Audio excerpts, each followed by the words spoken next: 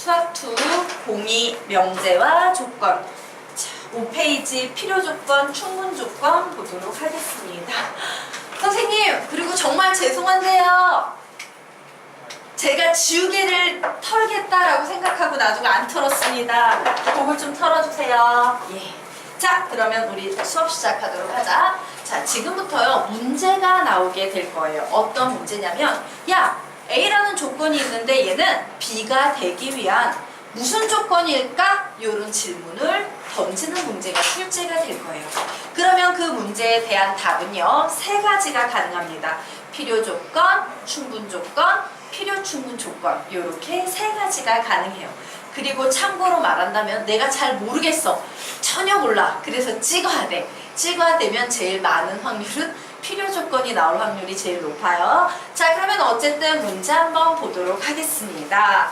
바로 이런 편이에요. A라는 것은 B이기 위한 무슨 조건이냐 라는 요 네모 자리에 들어갈 수 있는 말이 바로 뭐다? 충분 조건, 필요 조건, 필요 충분 조건인데, 선생님 얘네 세 개를 어떻게 구분합니까? 라고 하면요, 우리 이렇게 한번 얘기를 해보도록 하자. A는 B이기 위한 이라는 말을 A는 B이다 이런 식으로 해석할 수 있어, 없어? 있지? 그러면은 A는에 해당되는 부분이 주어가 되겠네? B이다 라고 하는 부분이 수어가 되겠네? 자, 요렇게 생각해 보도록 하겠습니다. 주어 쪽에서, 얘 뭐예요? 주어지. 주어 쪽에서 시작하는 게 참이면 충분 조건이다 라고 좀 생각을 해두시면 좋을 것 같아요. 주어 쪽에서 시작하는 부분이 참이면 무슨 조건이다? 충분 조건이다요. 자, 그래서 보자. 여기 보니 이런 화살표가 있네. A에서 B로 가는 건 참이지만 B에서 A로 가는 건 거짓이래요. 바로 이런 경우 A 쪽에서 시작하는 부분이 참일 때 우리는 얘를 뭐라고 부른다? 충분 조건이라고 부른다. 충분 조건은 항상 어디에서 출발하는 게 참이어야 된다? 주어에서 출발하는 것이 참이어야 된다요. 자, 그럼 그 뒤에 있는 경우 보자. 요번에는 주어에서 출발하는 게 거짓이고요. 수로에서 주어로 가는 방향이 참일 때 우리 요런 녀석을 필요 조건이라고 부르는 겁니다. 자, 그리고 얘는 뭐야? A에서 B로 가도 참이고 B에서 A로 가도 참이다. 우리는 요때 얘를 필요 충분 조건이다 라고 불러요.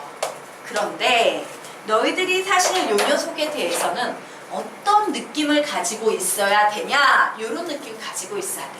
선생님이요, 명제의 참거짓을 말할 때 가장 중요한 표현 중에 하나가 이거라고 가르쳤지. 확대 해석은 항상 참이다. 축소 해석은 거짓이다 라고 했죠. 자, 그래서 충분 조건은 이런 구조야. 뭔가 앞에 작은 덩어리가 있었는데 얘를 포함하는 아주 큰 덩어리가 될 때 우리는 충분 조건이라고 불러요. 반대로 앞에 되게 크게 있고요, 뒤에 있는 녀석이 되게 조그매. 그러면 이때 우리는 필요 조건이라고 불러요. 그럼 선생님, 필요 충분 조건은 뭔데요? 자, 필요 충분 조건은 어떤 경우에요? 앞뒤 사이즈가 아주 똑같을 때만 필요 충분 조건이라고 부르는 거야. 즉 주어와 수로 파트에 해당되는 사이즈를 비교해야 되는 거예요. 포함 관계를 비교해야 되는 거야. 자, 그러면 이제 주의할 사항 보도록 하겠습니다. 자, A는 B이기 위한 무슨 조건이야? 매일 이렇게 물으니까 애들이 너무 잘 푸는 거야. 그래서 이제 출제자가 약간 언어학적으로 말을 꼬기 시작합니다. 어떻게 꼬았어? A는 B의, 여기 의자 보이십니까? 이기 위한 이라는 표현을 의 무슨 조건이냐 이렇게 낼 때도 있어요. 그러면 이 문제는 같은 문제다, 다른 문제다? 같은 문제다야. 이기 위한 이라는 표현이 들어가건 B의 라는 표현이 들어가건 같은 문제다요. 자, 그리고 또 출제자들이 굉장히 치사한 짓거리를 또 하나 해냅니다. 뭐냐면 문제를 이따위로 내는 거야. B이기 위한 A는 무슨 조건이냐 이렇게 내는 거예요. 그러면 보통 애들이 아무 생각 없이 얘가 주어라고 생각하고 얘가 수어라고 생각하면서 답을 반대로 적는 경우가 있는데, 너희들은 항상 무엇에 민감해야 돼? 무엇이 주어고 무엇이 수어냐에 민감해야 돼요. 자, 이와 같이 이렇게 주어와 수어를 싹 바꿔놓은 문제는 우리가 정상적으로 알고 있는 A는 B이기 위한 무슨 조건이냐라는 이런 원래 형태로 바꿔놓고 푸시면 실수를 덜 할 수 있어요. 자, 위치를 바꿔놓은 후에 네모안을 채우시면 실수를 덜 한다. 그리고 확대는 맞고 축소는 틀린다 라고 나와 있네요. 자, 그러면 우리 그 아래쪽 여백은 없으니까요. 자, 7페이지 한번 보도록 하겠습니다. 자, 요 옆에다가 적어 놓으세요. 선생님 메뉴 개념에 아무것도 안 적어뒀지? 미안해. 자, 필요 조건, 충분 조건 문제를 풀 때 가장 중요한 내용 중에 하나는 뭐냐? 이렇게 반드시요. 주어와 수어 사이에 양방향 화살표를 그려놓고 푼다. 이게 제일 중요해요. 선생님 저는 그냥 머리로 풀 수 있어요. 그래, 잘났어. 내 실수를 안 하려면 저렇게 양방향 화살표를 그려놓고요. 어느 쪽으로 가는 게 참이고 거짓인지 표현을 한 후에 답을 내시면 실수를 안 해요. 되겠습니까? 네.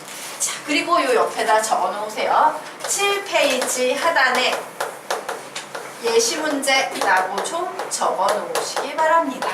자, 7페이지 하단에 예시 문제라고 적어 놓으세요. 됐습니까? 네. 자, 그러면 이제 지우고 선생님이 예시 문제를 하나 보여드리도록 하겠습니다.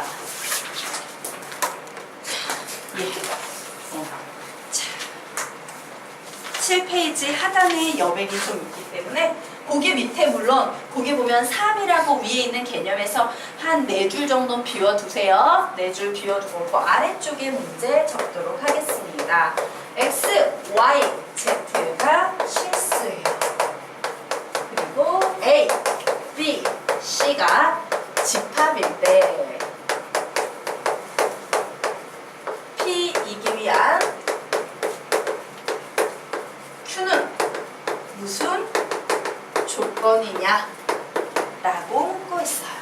자, 3개의 문제를 풀어볼 겁니다. 1번 X, Y는 0 그리고 여기에 보면 X, Y, Z는 0이다 라는 게 하나 나와 있어요.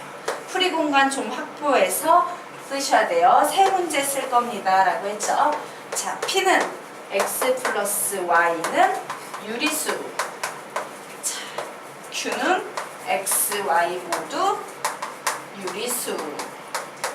자, 그리고 P는 A 교집합, B 교집합, C는 A.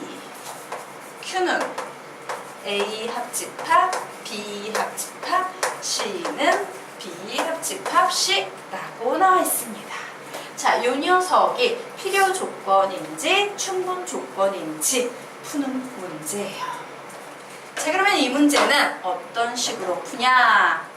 정리해 보도록 할게요. 자,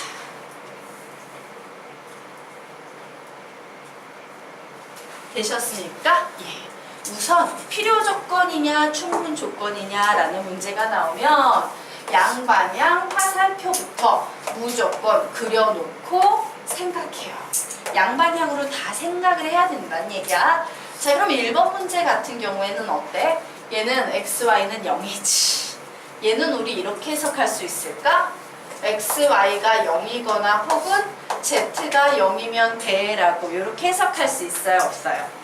있지? 그러므로 얘는 작은 것에서 큰 것으로 확대되고 있어요? 축소되고 있어요?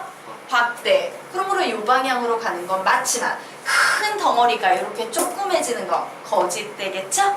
우선 이렇게 표현해요. 자, 2번 보도록 하겠습니다. x 플러스 y는 유리수이다. x, y는 모두 유리수이다요. 자, 합이 유리수면 x, y 모두 유리수라고 주장할 수 있어요? 없어요? 없지? 얘는 틀렸어, 논리적으로. 왜 이런 경우가 있어요? 3-루트 2, 얘 무리수거든. 자, y 자리에는 뭐 2 플러스 루트 2, 얘 무리수거든. 그치? 근데 계산하면 5잖아. 와우, 합이 5니까 x랑 y는 모두 유리수일 거야 라는 생각은 틀렸지. 하지만 반대로 x랑 y랑 모두 유리수이면 합도 유리수다 라는 주장은 맞아요? 틀려요? 맞게 되겠죠. 자, 요거 딱 보니까 떠오르는 개념 뭐예요? 둘 중 하나가 그대로 나오면 일단 개념 좀 공부하자. 문제만 풀지 말고 포함관계 있다. 가장 중요한 개념이라 그랬지. 둘 중 하나가 그대로 튀어나오면 일단 포함관계 있다. 교집합이 나오면 작은 것을 쓰고 와우 얘는 A가 B 교집합 C에 포함된다라는 얘기구나. 자, 이 상황을 선생님이 한번 그림으로 그려볼까요? 그림으로 그리면 얘는 이런 상황이에요. A가 존재하긴 존재하는데 이렇게 A 교집과 B 교집합 C 안에 존재하는 경우야. 자, 이 녀석 보니까 뭐가 떠올라? 시작! 둘 중 하나가 그대로 나오면 일단 포함관계에 있다. 합집합이 나오면 큰 것을 쓰고 그렇구나. 큰 걸 써줬으니까 비합집합 C가 더 크다라는 얘기구나. 자, 얘를 상황적으로 표현을 해보면 얘는 이런 상황이에요. 뭔지 모르지만 A가 이 공간 안에 있어야 되니까 A가 여기에 있을 수도 있고 A가 여기에 있을 수도 있고 A가 여기에 있을 수도 있고 막 A가 이렇게 길다랗게 있을 수도 있고 지 멋대로지. 맞아? 그럼 이 경우에서 이 경우로 확대되고 있어? 축소되고 있어? 확대. 이 많은 경우에서 작은 경우로 축소된다 라고 생각할 수 있겠죠. 그럼 너희들은 이제 답 낼 수 있겠네? 자, 지금부터 답 내보시기 바랍니다. 연필로 답을 내라. 풀어봐. 이게 필요 조건이지, 충분 조건인지, 필요 충분 조건인지 답 내보시기 바랍니다.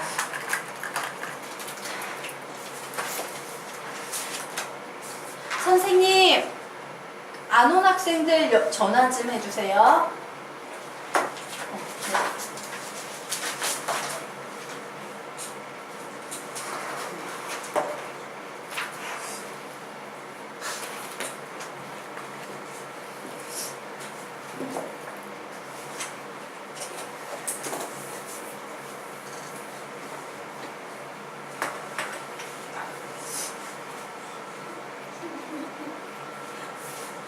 그렇구나. 자, 선생님 출석진 부르도록 하겠습니다. 자, 신동준, 신지원, 신준희, 공다현, 두성규, 김우준, 김민성. 이민성이었어? 미안해. 이민성이었구나. 미안해. 이민성이었어? 미안해. 김민성이라고 선생님 적어놨다. 미안해요. 두 번째로 시험을 많이 했어.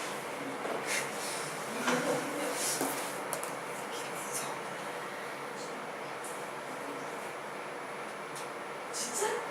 어제 말을 어떡해. 나 막 학생들 성을 막 다 내 맘대로 적어놨네. 손동준 학생은 신동준이라 적어놓고 미안해 민성아 이씨였구나. 그렇구나. 미안해요.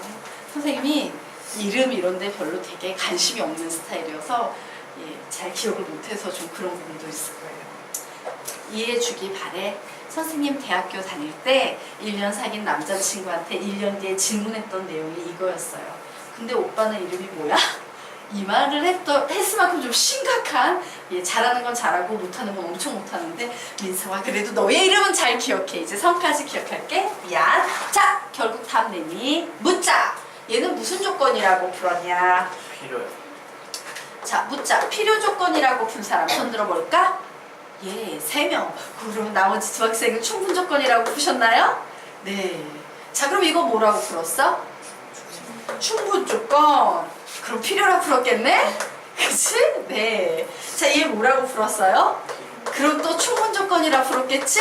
오씨, 왜 나는 답을 반대로 했을까?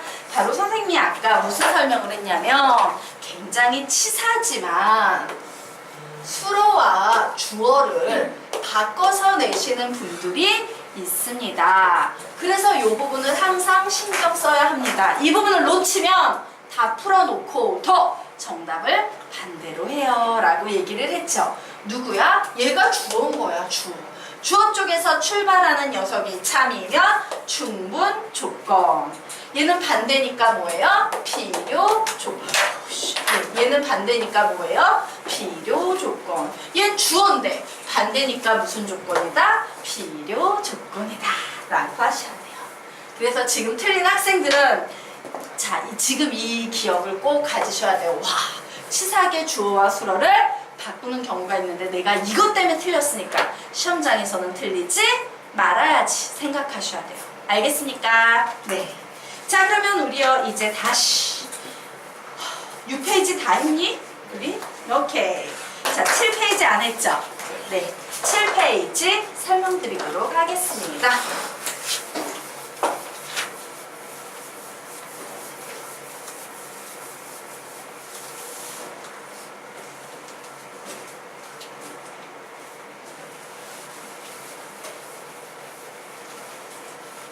자, 7페이지 보도록 합시다.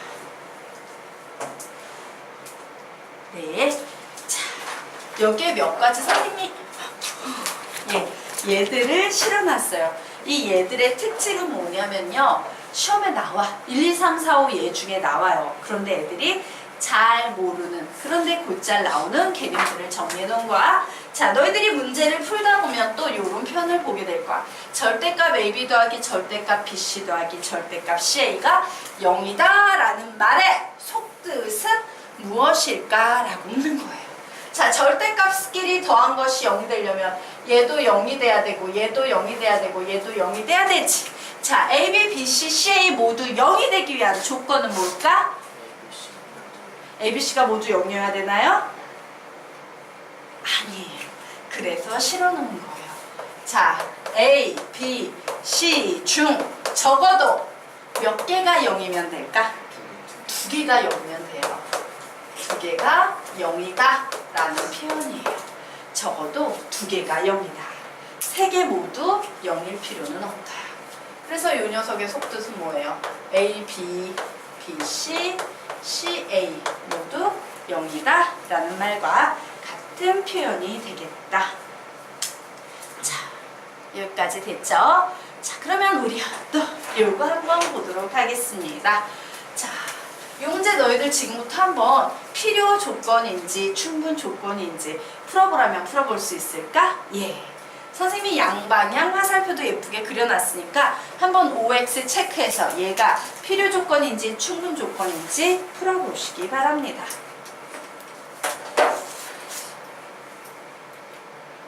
자, 이민성군 추우면 얘기해요. 네. 어디가 주어예요? 네? 어디가 주어예요? 아니요, 그냥 필요 조건, 충분 조건을 구하라는 게 아니라 누가 참이고 누가 거짓이고 요것만 표현해보라는 얘기예요.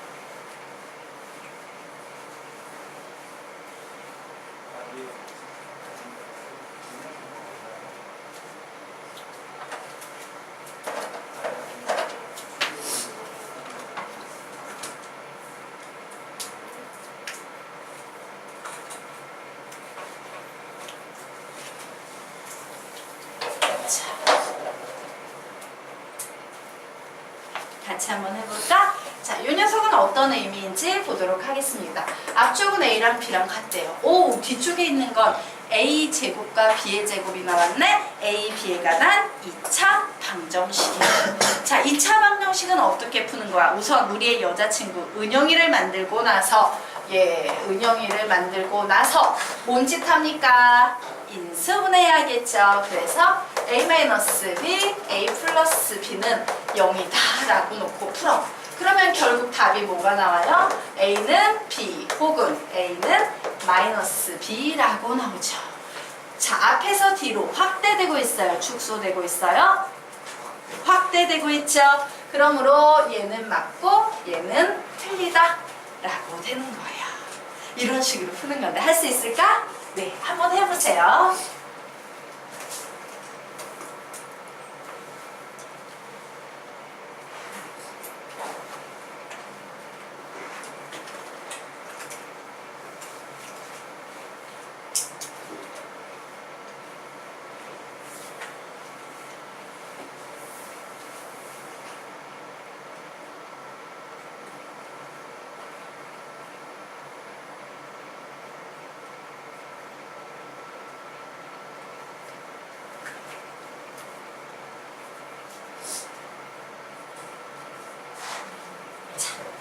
또 볼까? 두 번째 보도록 하겠습니다. 굉장히 흥미로운 거야. 자, 나의 생각과 약간씩 다르게 움직일 수 있다라는 걸 보여주기 위해서요.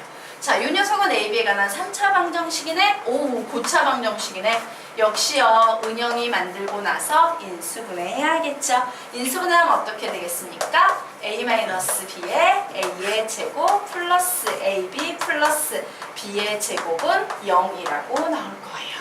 그런데 중요한 건 뭐냐? 여기에서 뭐가 나와? A는 B, 이런 게 하나 나오지. 그런데 여기에서 뭐가 나와요? 허근이 나와요. 허근. 알겠습니까? 항상 허근. 그런데 AB는 실수니까 허근은 우리가 따질 영역이 아니지. 결국 여기서 나오는 실수는 얘밖에 안 나오네. 그러므로 얘는 무슨 관계? 동치 관계예요. 사이즈가 앞뒤가 똑같아요. 자, 그리고 이제 세 번째 보도록 할까요? 우리가 아까 요 제곱 풀어놨지. 제곱 풀으면 얘는 A는 B랑 A는 마이너스 B랑 나왔어. 세제곱도 풀어놨지. 여기서 나오는 실수는 A는 B밖에 없지. 그래서 여기에서는 와, 밑에 있는 게 참이고 축소 해석은 거짓이구나 라는 이런 결론을 내릴 수 있는 거예요. 자, 이 모든 개념은 어떤 조건 하에서 이루어지고 있는 거다? A, B가 실수라는 조건 하에서 이루어지고 있다 라는 걸 기억하시기 바랍니다. 되겠습니까? 네. 자, 그러면 이제 우리요 8페이지로 넘어가도록 하겠습니다.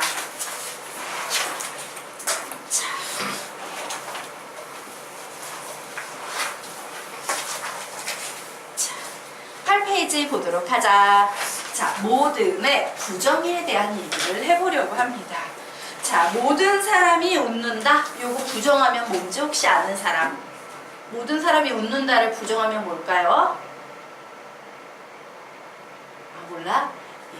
하나도 배운 적이 없나? 여기 수학투 배운 사람 좀 되지 않나? 모든 사람이 웃는다. 부정하면 어떻게 바뀌어요? 어떤 사람은 웃지 않는다. 라고 보통 학생들이 기계적으로 공부를 하는데 그 기계적인 공부가 좀 위험하다라는 얘기를 하려고 선생님이 이 개념을 실어놨습니다. 자, 우리 모든의 부정 한번 보도록 하자. 자, 모든 사람을 내 사람이라고 약속하고 웃는다를 동그라미로, 웃지 않는다를 X로 나타냈을 때 가능한 경우를 모두 따졌더니 4명이 웃고 3명이 웃고 1명 안 웃고 2명이 웃고 2명 안 웃고 1명이 웃고 3명 안 웃고 얘 모두 다 안 웃고 이런 경우가 나와 있네. 자, 그럼 볼까? 모든 사람이 웃는다라는 건 1번 케이스예요. 1번을 부정한다라는 건 여집합의 개념이라 그랬지. 그러므로 있을 수 있는 모든 경우가 이 전체니까 요 녀석의 여집합은 얘를 나타내는 거야. 자, 그래서요 우리요 보도록 합시다. 1을 제외한 2, 3, 4, 5가 된다. 그러면 바로 요 모든 사항을 표현할 수 있는 언어학적 표현에는 어떤 것들이 있느냐? 요걸 좀 정리하고 가자요. 자, 그래서 아까 봤던 그 경우를 정리하면요. 1번 모든 사람이 웃는 달을 이 1번을 부정해서 2, 3, 4, 5라는 표현을 표현했더니 어떤 사람이 웃지 않는다라고 바뀐 거야. 그래서 보통 기계학적으로 애들이 기계적으로 수학을 공부할 때 모든의 부정은 어떤의 부정은 모든 이렇게 우선 기억합니다. 자, 다시 한번 모든의 부정은 어떤의 부정은 모든의 부정은 어떤의 부정은 모든. 자, 여기까지 됐지? 그런데 얘를 나타내는 아주 다양한 표현들이 존재한다라는 걸 좀 정리하고 갈 거예요. 자, 어떤 사람이 웃지 않는다라는 말은요, 웃지 않는 사람이 있다. 이렇게 표현할 수 있어, 없어? 있지. 적어 놓으십시오. 웃지 않는 사람이 있다.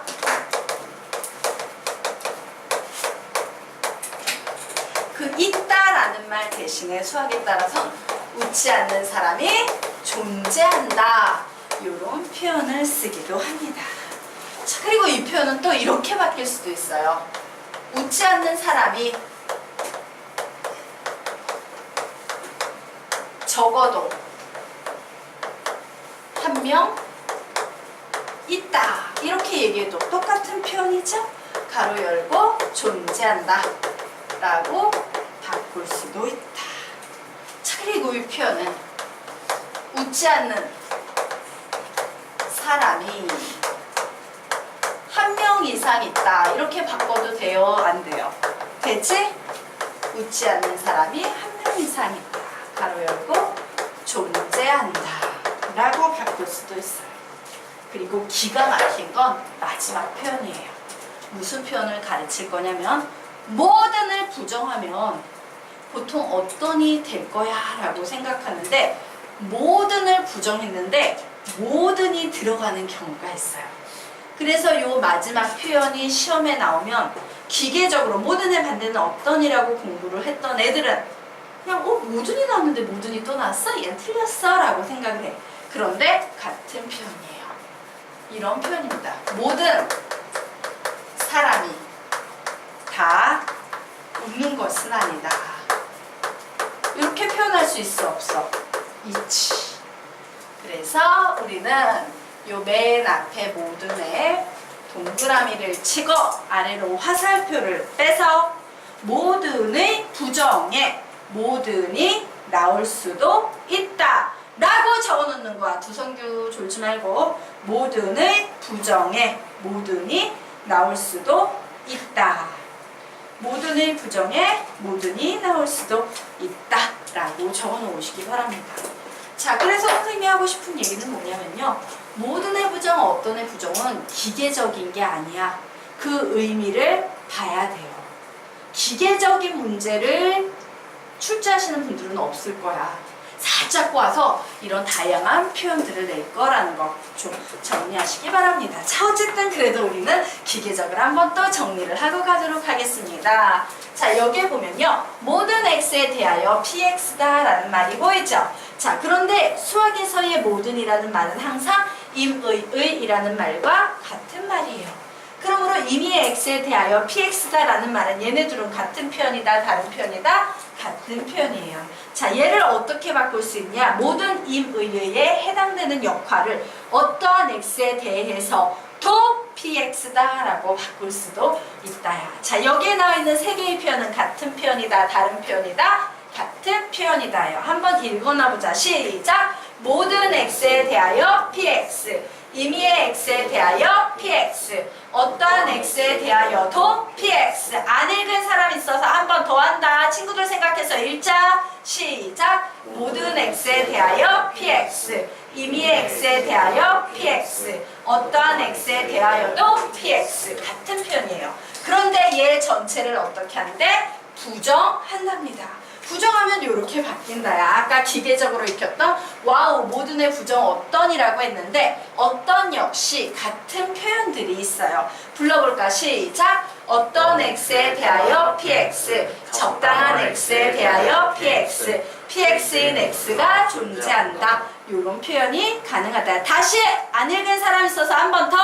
시작! 어떤 x에 대하여 px, 적당한 x에 대하여 px, px인 x가 존재한다. 선규야, 턱 개지 말고 졸잖아. 알겠어? 그래서 얘네 둘은 서로 무슨 관계예요? 부정관계야. 알겠습니까? 네.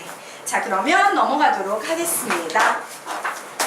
자, 다음 페이지로 넘어가도록 하자. 자, 모든 어떤 문장의 참과 거짓의, 그래, 탁월한 선택이야. 참과 거짓의 의미에 대해서 보도록 하겠습니다. 자, 우선이요, 첫 번째, 모든이 들어간 문장이 참이라는 얘기는 뭐냐야. 모든이 들어간 문장이 참이라는 얘기는요, 모든 경우가 다 참이어야 돼. 단 하나의 거짓도 없이 전부 참일 때만 모든이 들어간 문장은 참이라고 얘기할 수 있어요. 즉, 진리집합을 구했는데 진리집합이 전체 집합과 사이즈가 똑같아야 돼요. 그럼 선생님, 모든이 들어간 문장이 거짓이라는 건 뭐예요? 100만 가지가 다 참이어도 하나의 거짓만 있으면 얘는 거짓이에요. 되겠습니까? 딱 한 가지 경우만 거짓이면 된다. 즉, 여기에서는요, 참이 되기 위해서 진리집합과 전체 집합이 사이즈가 같아야 했지. 여기에서 뭐야? 진리집합과 전체 집합의 사이즈가 같지 않으면, 전체 집합보다 약간 작으면 얘는 거짓이 된다야. 되겠습니까? 자, 그러면 이제 어떤이라는 문장 보도록 하자. 어떤이라는 문장이요, 참이 되기 위해서는 100만 가지 중에서 하나를 제외한 나머지가 다 거짓이어도 돼. 오직 한 가지 경우만 참이면 참이라고 부를 수 있어요. 즉 진리집합을 구했는데 얘가 공집합만 아니면 되는 거야. 그럼 선생님 어떤이 들어간 문장이 거짓이라는 건 뭐예요? 진리집합이 공집합이에요. 즉 그냥 100만 가지의 거짓밖에 없다라고 생각하시면 돼요. 단 하나의 참도 없이 모든 경우가 거짓일 때 거짓이다 라고 얘기하는 거야. 알겠지? 모든 거 어떤 애 감이 좀 오십니까? 참과 거짓에.